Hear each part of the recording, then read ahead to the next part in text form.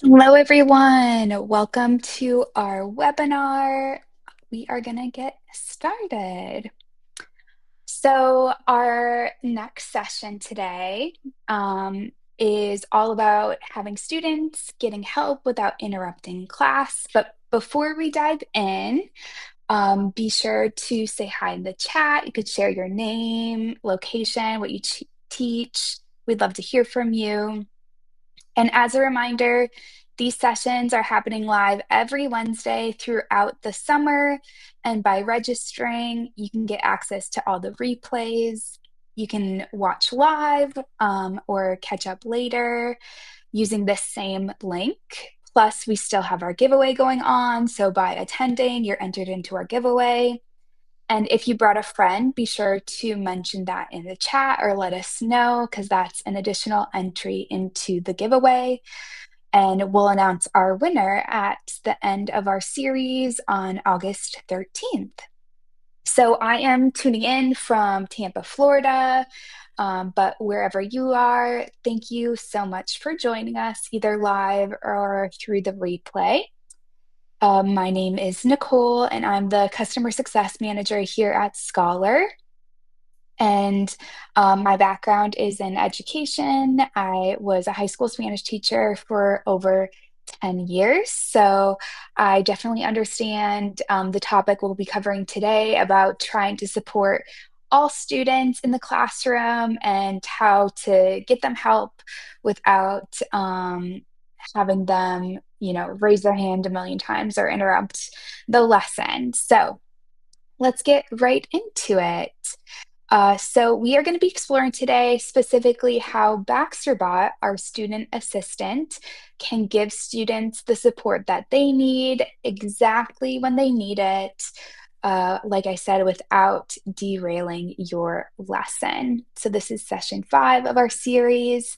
If you missed any of the previous sessions, you can find these replays in Crowdcast, and we've also uploaded them to our YouTube channel. But here are the topics we're going to be covering today. So we'll share how BaxterBot gives support to students instantly without interrupting class, how AI can build confidence in students and build their independence and self-advocacy, how AI can help create a class culture where students are supported and you as the teacher are in the loop with their learning. And then we'll wrap up the session and take a look at what we have coming up next week. So first, if anyone is new here, I'll do a quick overview of Scholar Education. So we are an AI-powered platform designed specifically for K-12 classrooms to personalize learning. This is done through the help of our two friendly Bernedoodles. We have Professor Bruce, the teacher assistant, and BaxterBot, the student assistant. And we'll go into detail today more about how BaxterBot works. But Scholar helps you from tasks like writing lesson plans, differentiating instruction, supporting students with IEPs, saving time, and giving you those rich data insights that help fuel your understanding as the teacher. So let's take a look then about different ways that BaxterBot can be used in the classroom. First, we have here our BaxterBot, the student assistant. He's embedded into the platform and he knows all about the context of the lesson. He's also programmed to meet the students where they're at, and he'll help guide the learning, but he doesn't do the work or complete the work for students. So we know that as teachers, we want to be able to help all students, but it could be difficult to manage, especially if you have a large class. So for some students, this could be a tool for them to use, BaxterBot, where they can have a learning partner that can check in with them at any time without needing to raise their hand or maybe wait in line or come up to your desk. That's the kind of classroom support we're building with AI and BaxterBot. So things that they could ask BaxterBot for could be, what does a word mean? How do I get started? Can you help me write an answer? He's going to be able to respond with helpful messages that are scaffold and personalized towards them based on the student profile. So let me show you what this looks like. So you can see here that each student will have their own profile where it's programmed to meet their needs. So he can be programmed to provide dual language translations for ELL students in 179 different languages. Also in this student profile are their academic reading levels that can be selected based on state testing. And this is how each interaction with BaxterBot is personalized to each student. And lastly, the student profile can be personalized with adding in accommodations from a student's IEP or 504 plan. So BaxterBot truly becomes a personalized student assistant and provides support for each individual student. So when students start to use BaxterBot, something powerful happens. They learn to help themselves. And this is what we've seen as we piloted Scholar in our classrooms, especially at the elementary level.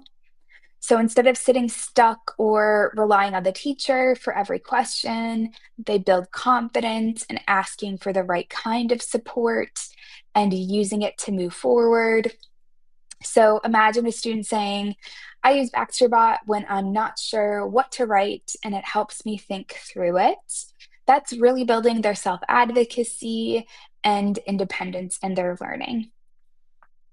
And don't worry, you as the teacher are still in the loop. So with Scholar, you can see what students are asking BaxterBot in real time. So for example, if five students are asking the same type of question, that could be an indicator that you need to reteach that topic. Or if one student in particular is always asking for help uh, every time he or she gets started, that could be an indicator for you to check in with them at the start of each activity. So, this is the kind of support that works with you, not around you. And you can see that teachers have a lot of data insights in their portal. They'll be able to see BaxterBot conversations as a whole. They'll be shown common conversation themes, when students are chatting with BaxterBot, and how many students are chatting. So it gives teachers the visibility into these conversations to better inform their teaching. Now, if you attended a previous session in our webinar series, you heard us mention that there are guardrails in place with BaxterBot, but as a quick refresher, he'll shut down any inappropriate conversation and will notify teachers of this. Teachers also have control over access to BaxterBot. He can be turned on and off for whole classes or individual students, really at the discretion of the teacher. Now, let's take a look at two real-world examples of using BaxterBot in the classroom. So this first example, we have a fourth grade math activity where Amelia is stuck on a problem and she types, I don't know where to start. And Baxter responds, no problem. Let's start with something simple about equality in math. What do you think the equals sign means? So by prompting Amelia and getting her started to think about the different uh, questions in this assignment, she feels started, knows what to work on first, and is able to get the support that she needs. Now, one other example of BaxterBot in action. Here we have a sixth grade English lesson. This is on A Wrinkle in Time, and Logan is writing about figurative language in this novel. He asks, are similes an example of figurative language in A Wrinkle in Time? And BaxterBot replies, yes, similes are a type of figurative language. And he asks a question back to him. So he asks, can you think of a simile from the story? So now Logan gets that support he needs, but he builds on that confidence, that independence as he works through this assignment and is able to independently work on his own rather than checking in all the time with a teacher. So we already know that students are going to teachers to ask for help and might already know to raise their hand during class to get the support that they need, but we can also teach them when it's appropriate to ask BaxterBot during a lesson for some help. So here's a simple guide of when students might be experiencing something during a lesson and what they could try on their own. So maybe they are confused by directions. They could ask BaxterBot to break down those directions or explain it to them in a different way. Maybe they're not sure what to write. They could ask for a sentence starter. Maybe they're struggling with a word. They could ask BaxterBot for a definition or to provide a different example of that word. Or maybe they're just feeling stuck and don't know where to begin.